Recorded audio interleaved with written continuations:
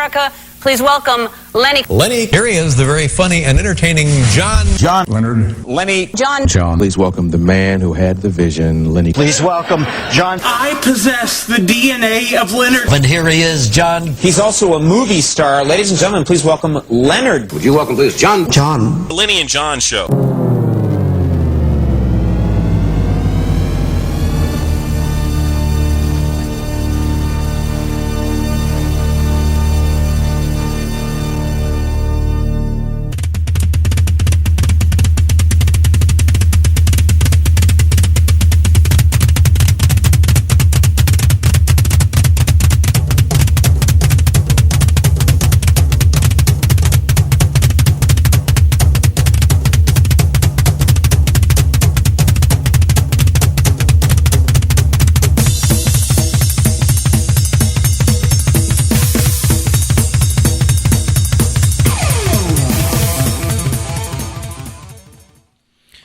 Leonard.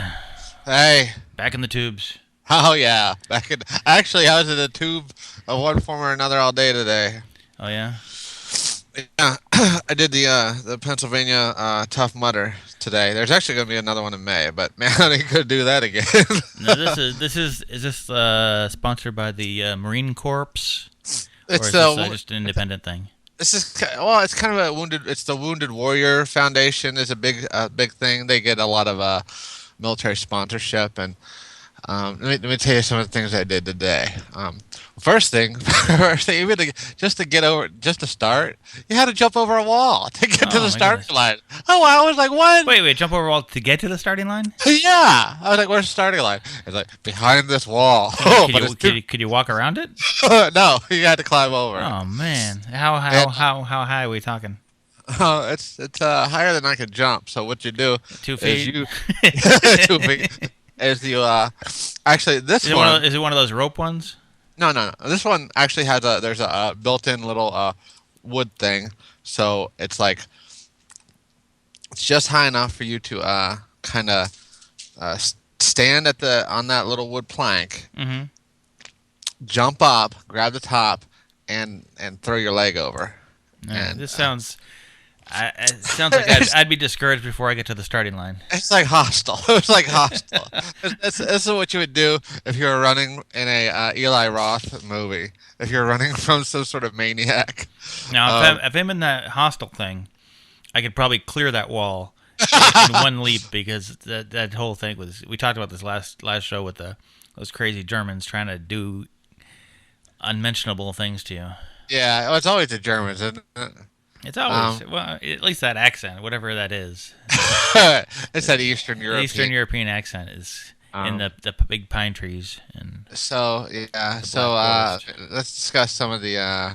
some of your obstacles. And some of the obstacles. Let's start at the beginning. Was this a team effort, or was this individuals? Well, originally it was a team effort. Till you get to the starting line?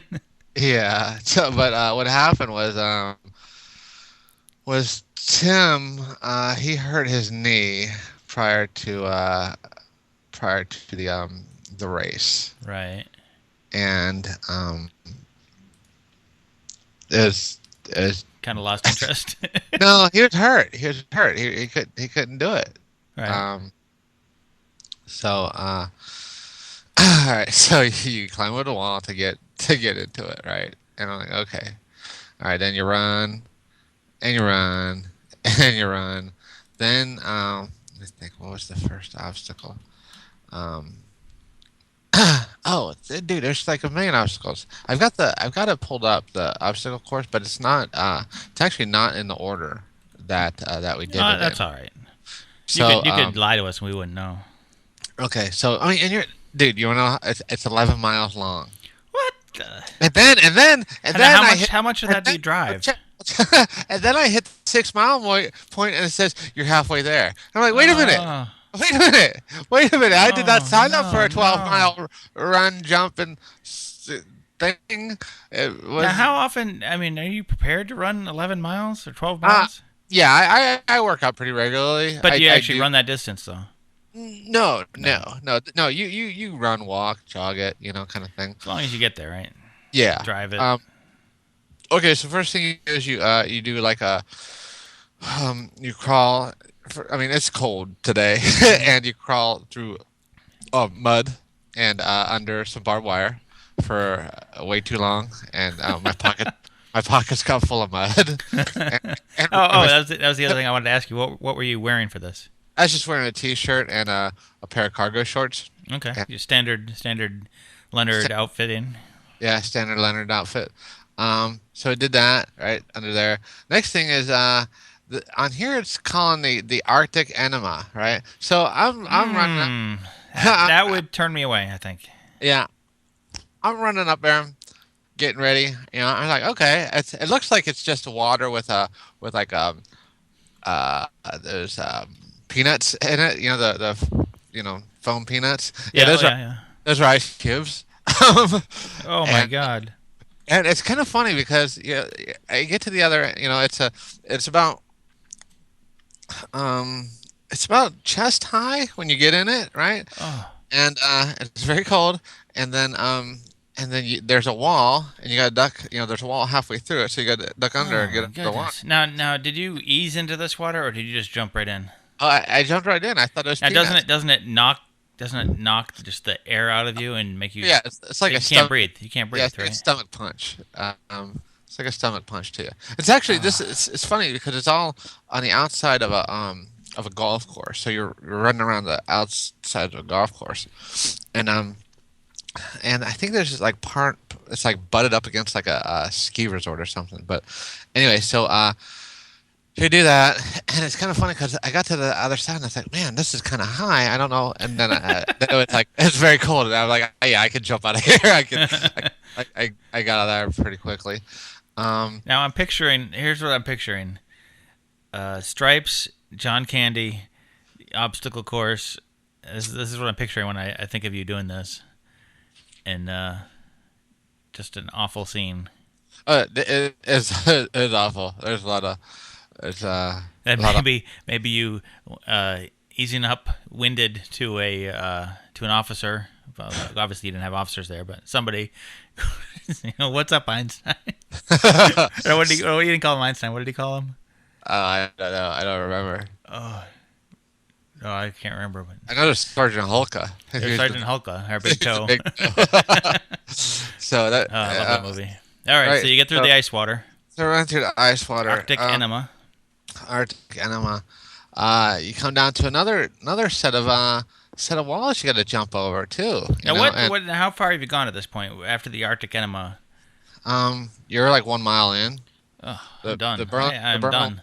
I mean, this is uphill and downhill, and there's like these, and you're in the woods, right? So there's like steep, and people have. I'm by no means like the first heat. There's like several heats before me. I think I'm like halfway through. Well, at least at that point, if there's been heats before you, the Arctic enema has been warmed up by their body temperature. You know what? Now that you mention that, is right when I jumped in, I was like, oh my gosh, I gotta pee. So, but fortunately, like you there, shouldn't do that because it'll turn. I've heard it'll turn the Arctic enema blue if you pee in it. It was actually green. The Arctic enema is green, and I am still currently green. Oh my God! So then I ran over to the Porta Johns and peed real quick and started running again. I actually passed some guy who actually I passed him again. Then oh my gosh, dude! No, wait a minute. You passed him, and then you stopped to go to the bathroom, and then you passed him again. So again, yeah. Then there was this thing. I seem to have been doing really good. Like anytime there was an obstacle where you crawled on your belly, there's like lots of like belly crawling type stuff. I can do that pretty quickly. Crawling in the mud under the barbed wire. They made you go through these tunnels. They're like they're underground tunnels with just where you could just barely fit through there, but you could do the arm. You do your arm over arm and move your feet. Kind of thing. Did that. Ran up and down a hill again. Very very steep slope. There's this one hill they call it the Death March, and it was very steep. And then at the top of that hill with the Death March, there's other races that are similar to this. Right. Like called this a Warrior Dash, there's Spartan Run and stuff like that. It says, "Congratulations, you were at the finish line of the Spartan race." And I keep, I was like, no, I want to be done. I think that's mile 3. Then oh, dude, it was never ending. Then you run through fire. There's these bales of hay that they set on fire, and you ran in between them. And there's monkey bars, and there's all sorts of stuff for you to fall in. Oh, man. This one I thought was kind of the worst one. It was called Hold Your Wood, and it was. Now that sounds promising. It was. It was. You picked up a good sized log for your size, and you did you walked a mile with it, and I thinking that, hey man, I'm a tough guy. I'm doing this. I'm into it, right? I grabbed a big log, and man, that was the worst. That's the worst mistake I made today, other than signing up for this stupid thing. Oh man. First of all, I signed up under a veteran thing, right? Mm-hmm. So they expect more out of you. So they're like, well, where's your DD214? I was like, what? I was like, well, I'm gonna bring my DD214 and run in the mud with that? I forget you. I said, why did they want the DD214? Because I got a discount for being a veteran. Wait, you had to pay to do this? Oh yeah. Oh my goodness. For those folks who don't know, a DD214 is basically the paperwork they give you when you get out of the service. It says that you where you served from and how long you served and all that good stuff. Whether or not you were honorable and all that good stuff. At the big chicken dinner. Chicken dinner, yeah. That's a bad conduct discharge. Yeah. Wow. So they were like, no, we can't. I said, dude, I'm not gonna pay any more money because all you have in my pocket is my ID and my car key. Right. I'm not driving 2 hours back home without doing this. So what did you do with did you keep your car keys on you? Actually, I have one key, and I hooked it to my belt loop, and I put it in my pocket, my deep pocket. Because you got, I'm assuming it's 20th, 21st century or whatever. You got the clicker thing. Well, yeah, actually, I have 2 of those, and I have one. You got a regular key, right? Okay. Yep. So, so this lady asked me. She said, "Well, can you prove that you were? Prove that you were in the Navy?" I just gave her ask me anything. I just gave her the spiel, and I said on the USS Long Beach. And as a matter of fact, that whole Secret Service story is true because in Cartagena, Colombia, you can't swing a dead cat without hitting a hooker and some blow. So, oh man. So I think that convinced her, and so she's like, "Congratulations, you get to." And had I known, they were trying to turn me away from my own good. So I'm carrying this log, and I'm like, no. How big is this log? It's a big log. It was Is this like what Rocky's carrying up the steps in the movie, or? It's big around. It's round like that, but it's shorter. It's like you put it on your shoulder, but you have to balance it. It's that big, and it's round. It's big and round. It's like, it's like a. I'm trying to think of a good diameter. I can't think of a good diameter, but this is not a balsa wood tree. And man, and like halfway through, you see people were just throwing those logs off their shoulder. They're like, do not want any more of that. But I was like, nah, I'm gonna if nothing else, I'm gonna make sure this one gets done. Wow. And because I've been having pretty good success with the obstacles. For those of you who like, oh brother, where art thou? There's obstacles. Well, let me hold you up just for a minute because we got people in our chat room, Lenny, that they want info for calling in and everything. So let's give out that info. Oh. And just in case, you never know. I'll take 2. Okay, so where did the information go? Okay, here we go. Are you? Oh, Skype phone, 803-575-0700. Just think of the 700 Club. Yep.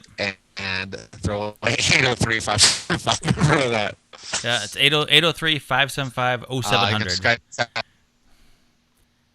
Yeah. Go ahead. You can Skype us at Lenny John Show.